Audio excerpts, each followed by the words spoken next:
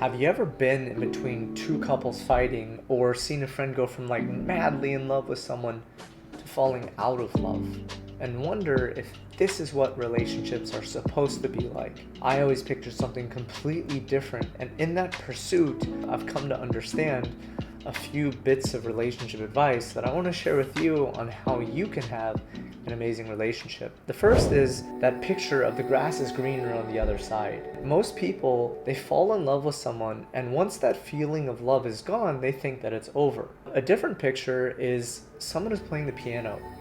When you're going through the process of playing the piano, it's not always enjoyable. But at the end of it, when you're really good, it's something that is so enjoyable. It's the same with business or any skill.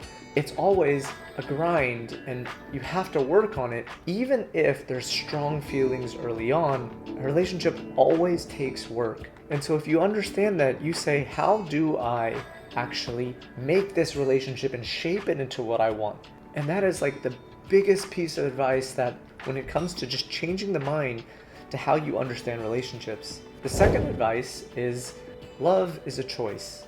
And what that means is that there will be days when you don't actually love your partner because it's normal. You don't crave cake every day. Even if you really love cake, there are some days you don't want it. And in the same way with your relationship, there's going to be days where you don't. And it's okay to be open and honest and say like, hey, like, I don't feel love for you today.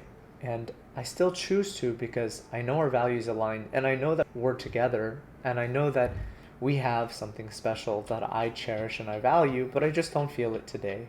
And so it's so important to just realize that love is not something that is just a feeling, because if you see it as a feeling, the feeling will go away. And then you're going to question if you should be in a relationship or not. The third piece of advice is something that I actually see quite a lot in couples, and it kind of shocks me, to be honest, because most people won't put up with bad behavior, right? If your friend is just always angry at you, you're going to be like, yo, dude, let's stop being friends. It doesn't make sense.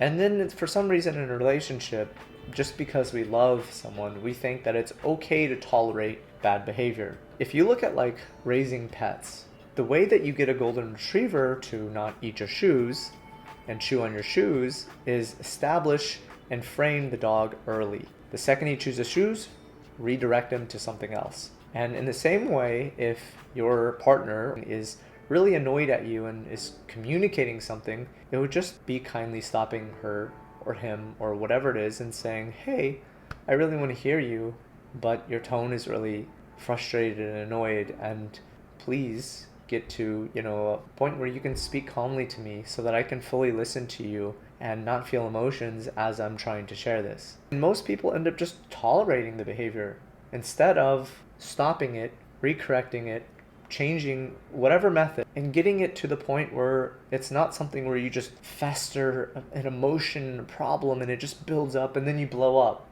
Or maybe then it leads to divorce.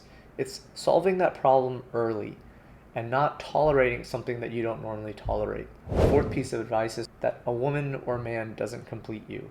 Your life should be something where you're pursuing your own purpose, your own passions, and you're living life in a way where you feel amazing. If you bring someone to a really dirty house and you're bringing, let's say, anybody you look up to who's a huge influencer, would they be okay with being in that house? Likely not. You're going to attract people who are okay with things that you're okay with. If you're in a state of depression, do you think that you will be able to be in a relationship with someone who is truly amazing, positive, and has something going on in their life? And so it's so important to realize that you have to be on your own mission, and you can't expect a woman or a man to complete you, because if you're in that state, you're going to attract someone who isn't at the same level as you, so to say. And in the same way, if you are pursuing your mission and your purpose, do you think that you're going to attract someone who is depressed? I mean, if you're okay with that, sure. The fifth and final advice that will get you to an amazing relationship is just understanding that when someone is emotional, you can't be logical with them.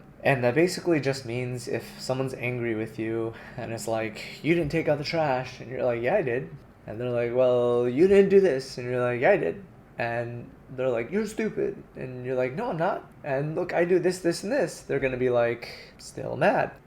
So there's no point in trying to change someone and trying to speak logic to someone who's actually in a really bad emotional state. It's so important to stop the state first And that might mean annoying them until they really like break out of the state, or calling it out. It takes work to actually get someone out of a state. But I think what most people do wrong is they try to speak logic and then they think that that person is just unreasonable. And yet, all it is when someone's emotional, or even if you're angry, it doesn't really matter what someone says, you are pissed off.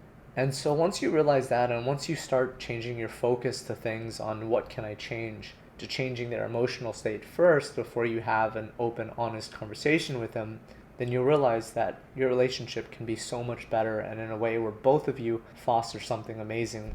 This has been my journey of trying to pursue a really amazing relationship, and I know it's going to help yours as well. And if you want a better breakdown into how to actually change someone's emotional state or anything else that I talked about, I'm going to link it, videos specifically going over that, and you can check that out there.